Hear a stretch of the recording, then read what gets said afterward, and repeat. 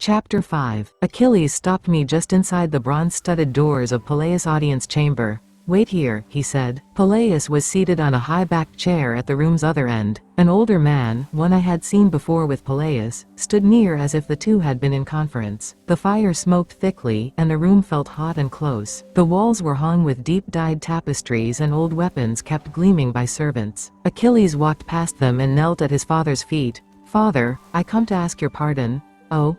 Peleus lifted an eyebrow. "Speak then."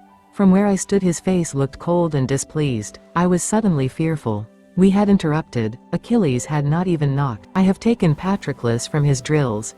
My name sounded strange on his lips. I almost did not recognize it. The old king's brows drew together. "Who?" "Menoetiades," Achilles said. "Menelaus's son." "Ah." Peleus' gaze followed the carpet back to where I stood, trying not to fidget. "Yes, the boy the armsmaster wants to whip. Yes, but it is not his fault. I forgot to say I wished him for a companion."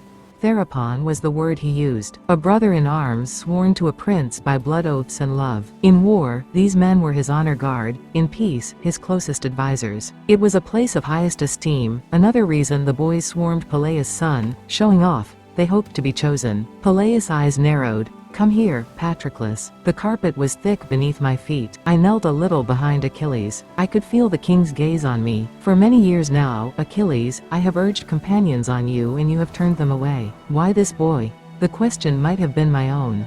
I had nothing to offer such a prince. Why, then, had he made a charity case of me? Peleus and I both waited for his answer. "He is surprising." I looked up, frowning. If he thought so, he was the only one.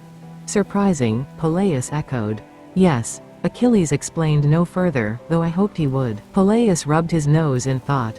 "The boy is an exile with a stain upon him. He will add no luster to your reputation." "I do not need him to," Achilles said, not proudly or boastfully. Honestly. Peleus acknowledged this. "Yet other boys will be envious that you have chosen such a one. What will you tell them?" "I will tell them nothing." The answer came with no hesitation, clear and crisp.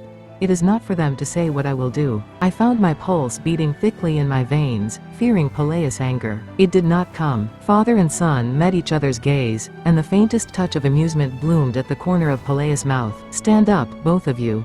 I did so, dizzily. "I pronounce your sentence. Achilles, you will give your apology to Amphidamas, and Patroclus will give his as well." "Yes, father." "That is all." He turned from us, back to his counselor, in dismissal. Outside again Achilles was brisk. "I will see you at dinner," he said, and turned to go. An hour before I would have said I was glad to be rid of him. Now, strangely, I felt stung. "Where are you going?" He stopped. "Drills. Alone?" "Yes. No one sees me fight." The words came as if he were used to saying them. "Why?" He looked at me a long moment, as if weighing something. "My mother has forbidden it. Because of the prophecy." "What prophecy?" I had not heard of this. "That I will be the best warrior of my generation." It sounded like something a young child would claim, in make-believe, but he said it as simply as if he were giving his name. The question I wanted to ask was, "And are you the best?" Instead I stuttered out, "When was the prophecy given?" "When I was born. Just before." Eileithyia came and told it to my mother. Eileithyia, goddess of childbirth, rumored to preside in person over the birth of half-gods, those whose nativities were too important to be left to chance. I had forgotten. His mother is a goddess. Is this known? I was tentative, not wanting to press too far. Some know of it, and some do not. But that is why I go alone. But he didn't go. He watched me. He seemed to be waiting. "Then I will see you at dinner," I said at last. He nodded and left. He was already seated when I arrived, wedged at my table amid the usual clatter of boys. I had half expected him not to be, that I had dreamed the morning. As I sat, I met his eyes, quickly, almost guiltily, then looked away. My face was flushing, I was sure. My hands felt heavy and awkward as they reached for the food. I was aware of every swallow, every expression on my face. The meal was very good that night, roasted fish dressed with lemon and herbs, fresh cheese and bread, and he ate well. The boys were unconcerned by my presence. They had long ago ceased to see me. Patroclus. Achilles did not slur my name, as people often did, running it together as if in a hurry to be rid of it. Instead, he rang each syllable. Patroclus. Around as dinner was ending, the servants clearing the plates. I looked up, and the boys quieted, watching with interest. He did not usually address us by name. "Tonight you're to sleep in my room," he said. I was so shocked that my mouth would have hung open. But the boys were there, and I had been raised with a prince's pride. "All right," I said. "A servant will bring your things." I could hear the thoughts of the staring boys as if they said them. Why him?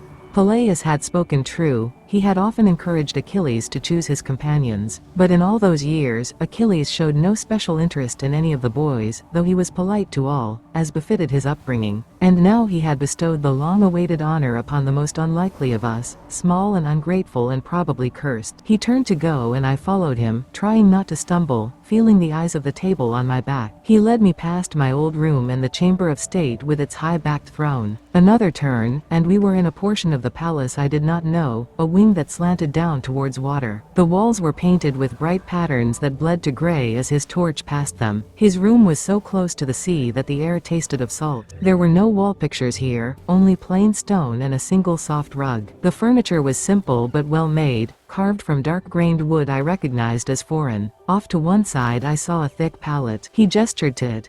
"That is for you." Oh, saying thank you did not seem the right response. "Are you tired?" he asked. "No." He nodded, as if I had said something wise. "Me neither." I nodded in turn. Each of us, warily polite, bobbing our head like birds. There was a silence. "Do you want to help me juggle?" "I don't know how." "You don't have to know. I'll show you." I was regretting saying I was not tired. I did not want to make a fool of myself in front of him, but his face was hopeful, and I felt like a miser to refuse. "All right. How many can you hold?" "I don't know. Show me your hand." I did, palm out. He rested his own palm against it. I tried not to startle. His skin was soft and slightly sticky from dinner. The plump finger pads, brushing mine, were very warm. About the same. "It will be better to start with 2, then. Take these." He reached for 6 leather-covered balls, the type that mummers used. Obediently, I claimed 2. "When I say, throw one to me." Normally I would chafe at being bossed this way.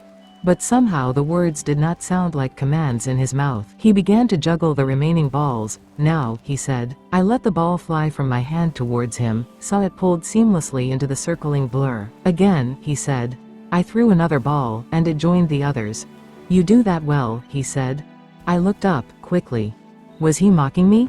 But his face was sincere. "Catch." A ball came back to me, just like the fig at dinner. My part took no great skill, but I enjoyed it anyway. We found ourselves smiling at the satisfaction of each smooth catch and throw. After some time he stopped, yawned. "It's late," he said. I was surprised to see the moon high outside the window. I had not noticed the minutes passing. I sat on the pallet and watched as he busied himself with the tasks of bed, washing his face with water from a wide-mouthed ewer, untying the bit of leather that bound his hair. The silence brought my uneasiness back. Why was I here? Achilles snuffed out the torch. "Good night," he said.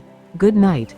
The word felt strange in my mouth, like another language. Time passed. In the moonlight, I could just make out the shape of his face, sculpture perfect, across the room. His lips were parted slightly, an arm thrown carelessly above his head. He looked different in sleep, beautiful but cold as moonlight. I found myself wishing he would wake so that I might watch the life return. The next morning, after breakfast, I went back to the boys' room, expecting to find my things returned. They were not, and I saw that my bed had been stripped of its linens. I checked again after lunch, and after spear practice, and then again before bed, but my old place remained empty and unmade. So, still. Warily, I made my way to his room, half expecting a servant to stop me. None did. In the doorway of his room, I hesitated. He was within, lounging as I had seen him that first day, one leg dangling. "Hello," he said. If he had shown any hesitation or surprise, I would have left, gone back and slept on the bare reeds rather than stay here. But he did not. There was only his easy tone and a sharp attention in his eyes. "Hello," I answered, and went to take my place on the cot across the room. Slowly, I grew used to it. I no longer startled when he spoke, no longer waited for rebuke. I stopped expecting to be sent away. After dinner, my feet took me to his room out of habit, and I thought of the pallet where I lay as mine. At night I still dreamed of the dead boy. But when I woke, sweaty and terror-stricken, the moon would be bright on the water outside and I could hear the lick of the waves against the shore. In the dim light I saw his easy breathing, the drowsy tangle of his limbs. In spite of myself, my pulse slowed. There was a vividness to him, even at rest, that made death and spirits seem foolish. After a time, I found I could sleep again. Time after that, the dreams lessened and dropped away.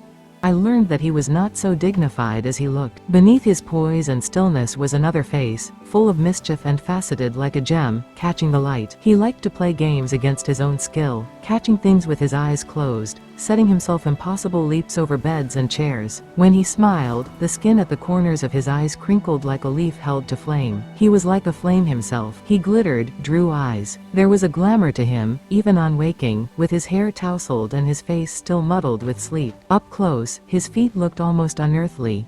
The perfectly formed pads of the toes, the tendons that flickered like lyre strings. The heels were calloused white over pink from going everywhere barefoot. His father made him rub them with oils that smelled of sandalwood and pomegranate. He began to tell me the stories of his day before we drifted off to sleep. At first I only listened, but after time my tongue loosened. I began to tell my own stories, first of the palace, and later small bits from before.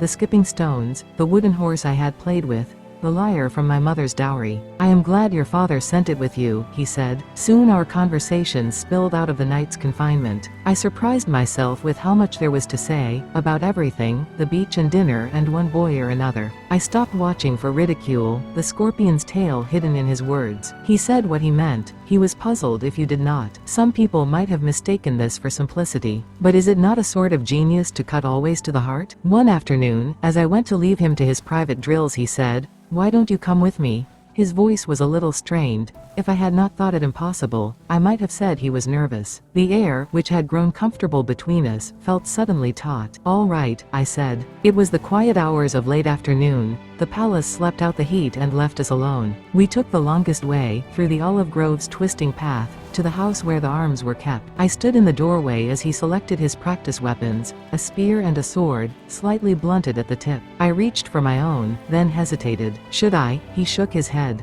No. I do not fight with others, he told me. I followed him outside to the packed sand circle. Never? No? Then how do you know that? I trailed off as he took up a stance in the center, his spear in his hand, his sword at his waist. That the prophecy is true? I guess I don't. Divine blood flows differently in each god-born child. Orpheus' voice made the trees weep. Heracles could kill a man by clapping him on the back. Achilles' miracle was his speed. His spear, as he began the first pass, moved faster than my eye could follow. It whirled, flashing forward, reversed, then flashed behind. The shaft seemed to flow in his hands. The dark gray point flickered like a snake's tongue. His feet beat the ground like a dancer, never still. I could not move, watching. I almost did not breathe. His face was calm and blank, not tensed with effort. His movements were so precise I could almost see the men he fought, 10, 20 of them, advancing on all sides. He leapt, scything his spear, even as his other hand snatched the sword from its sheath. He swung out with them both, moving like liquid, like a fish through the waves. He stopped, suddenly. I could hear his breaths, only a little louder than usual, in the still afternoon air. Who trained you? I asked. I did not know what else to say. My father, a little. A little. I felt almost frightened. No one else? No. I stepped forward. Fight me. He made a sound almost like a laugh. No. Of course not. Fight me. I felt in a trance. He had been trained, a little, by his father. The rest was, what, divine? This was more of the gods than I had ever seen in my life. He made it look beautiful, this sweating, hacking art of ours. I understood why his father did not let him fight in front of the others. How could any ordinary man take pride in his own skill when there was this in the world? I don't want to. I dare you. You don't have any weapons. I'll get them. He knelt and laid his weapons in the dirt. His eyes met mine. I will not. Do not ask me again. I will ask you again. You cannot forbid me. I stepped forward, defiant. Something burned hot in me now, an impatience, a certainty. I would have this thing. He would give it to me. His face twisted and, almost, I thought I saw anger. This pleased me. I would goad him, if nothing else. He would fight me then. My nerves sang with the danger of it, but instead he walked away, his weapons abandoned in the dust. Come back, I said. Then louder. Come back. Are you afraid? That strange half laugh again, his back still turned. No, I am not afraid. You should be. I meant it as a joke, an easing, but it did not sound that way in the still air that hung between us. His back stared at me, unmoving, unmovable. I will make him look at me, I thought. My legs swallowed up the 5 steps between us, and I crashed into his back. He stumbled forward, falling, and I clung to him. We landed, and I heard the quick huff of his breath as it was driven from him. But before I could speak, he was twisting around beneath me, had seized my wrists in his hands. I struggled, not sure what I had meant to do. But here was resistance, and that was something I could fight. "Let me go." I yanked my wrists against his grip. "No." In a swift motion, he rolled me beneath him, pinning me, his knees in my belly. I panted, angry but strangely satisfied. "I have never seen anyone fight the way you do," I told him. "Confession or accusation, or both. You have not seen much." I bridled, despite the mildness of his tone. "You know what I mean." His eyes were unreadable. Over us both, the unripe olives rattled gently. "Maybe." "What do you mean?" I twisted, hard, and he let go. We sat up, our tunics dusty and stuck to our backs. I broke off. There was an edge to me now, that familiar keenness of anger and envy, struck to life like flint. But the bitter words died even as I thought them. "There is no one like you," I said, at last. He regarded me a moment, in silence. "So?" Something in the way he spoke it drained the last of my anger from me. I had minded, once. But who was I now, to begrudge such a thing? As if he heard me, he smiled, and his face was like the sun.